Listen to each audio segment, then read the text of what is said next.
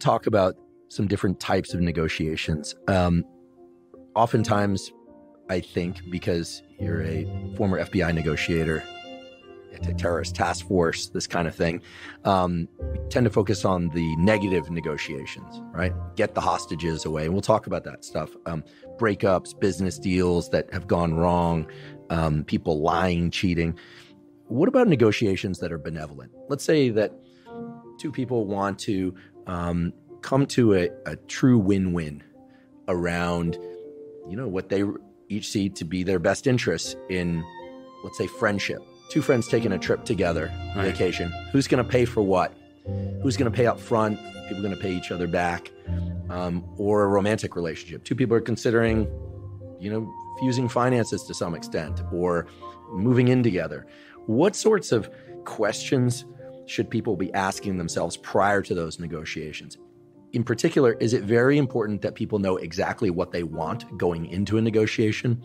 Or I can recall many times when I've gone into life circumstances knowing I wanted a certain set of feelings or outcomes, but not being extremely specific about, I want this salary, I want to live in, in a west-facing house on this particular location. An exploration of potentials, I think can also take the form of negotiation. So how should people think about approaching benevolent negotiations, like where we're not talking about something tragic happening if it doesn't go through? It might hurt. It might be a little bit high friction, but let's talk about how to get to a win-win. Yeah, well, there's a couple of interesting things there. First of all, the phrase win-win, because win-win is just great collaboration. I mean, in point of fact, it should be win-win, which might only be emotional win-win. Now, the phraseology win-win, I know that if someone opens a negotiation with me and they say right off the bat, look, I want to do a win-win deal with you, that correlates extremely highly with someone who's trying to pick my pocket. So if you use that phrase in the first 5 minutes, I already know where you're coming from. You're trying to get me to drop my guards. You win, I lose. So, and this came up on an Instagram post I put up recently, which is essentially watch out for the person that says win-win. Now, I didn't say win-win is bad. I said watch out for the person that says it.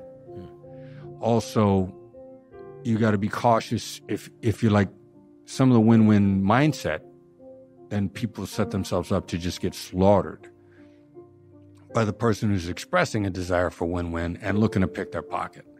Like if I feel win-win in my heart, you go, let's do a win-win deal.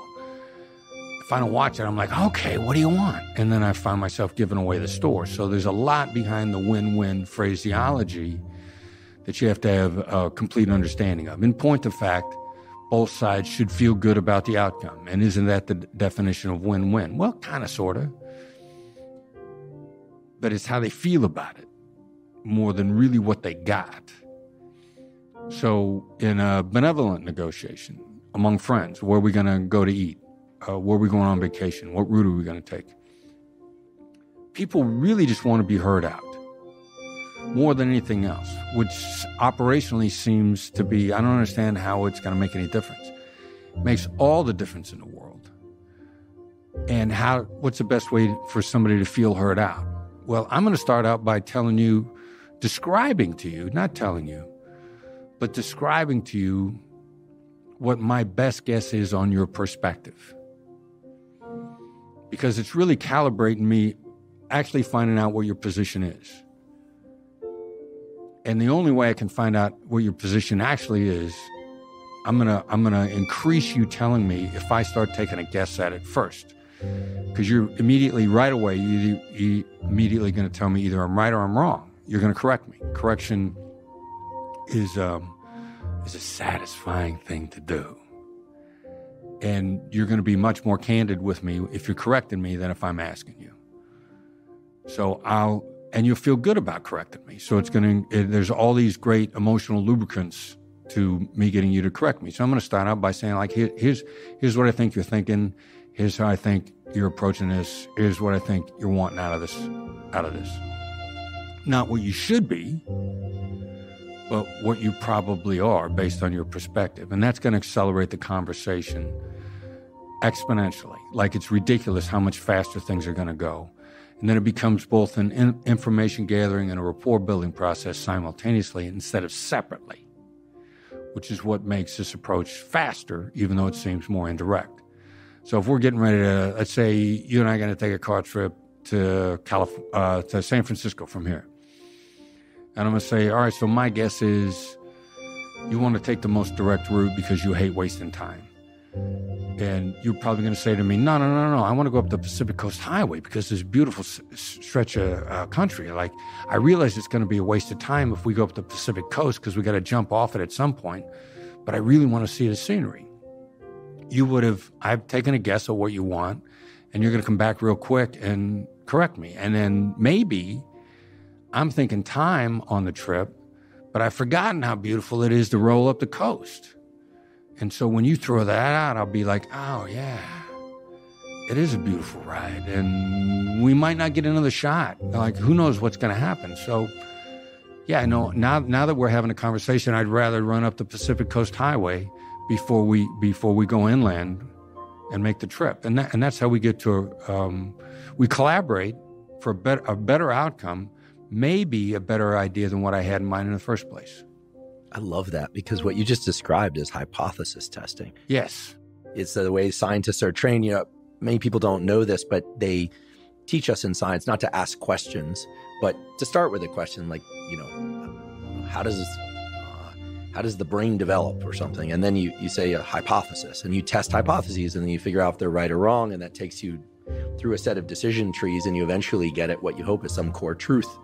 And then hopefully others arrive there as well, and you get a consensus. So I love the idea of hypothesis testing. In fact, when you said take the most direct route from where we are now in Los Angeles to San Francisco, I like to take 101, not the 5. The 5 is faster, so I immediately think, but I like 101. First of all, there are a couple of really great taco and hamburger spots along the way that I used to stop with my bulldog and get. Right. Also, you get to see the coast, and it makes those extra 2 hours completely worth it.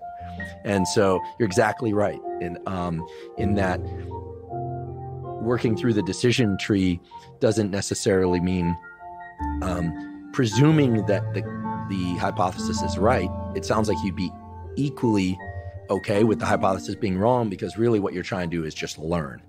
And in learning, set up this collaboration. Yep. I love that. A couple of things. First of all, when you talk about hypothesis, when my son Brandon was involved in a company, he's out on his own now, but he used to always say hypothesis, test your hypothesis. He always used that term. And then even now, like if we were talking about it and you just said you knew some hot dog and hamburger places, I'd be like, holy cow, I didn't even know that. Yeah, I want to check those places out. So that's how you discover new stuff in a conversation. Love it. So, and also I'm sure people are noting to not say the words win-win when approaching any kind of negotiation. What do you think it is about those little catchphrases that signal lack of authenticity or trustworthiness? Because you could imagine that somebody, I come to you and say, hey, Chris, like let's do some collaborative thing for social media, for podcast. And this is going to be a win-win for both of us. Now I know to never say that with you, but you could imagine that somebody really means that. But for you, it sounds like it's a flag that they're trying to pull one over. It correlates really strongly with the people that are definitely trying to cut your throat. And I've had them admit that to me candidly. Amazing. Like I've experienced it. Like if somebody throws win-win out early to me, I'll say, all right, I think I know where this is going, but let me explore it. And they'll say, yeah, this is a great opportunity for you. That's another towel. And we're going to put you in a room with all these billionaires, and there's going to be all this opportunity for you if you just come in and speak. And, we don't have a budget. Yeah, well, I've gotten that one before. Yeah, the famous the world will just work out in your favor because it's going to work out in my favor. Right. Yeah. Exactly right. Exactly. I've been on the receiving end of those offers many a time. Fascinating.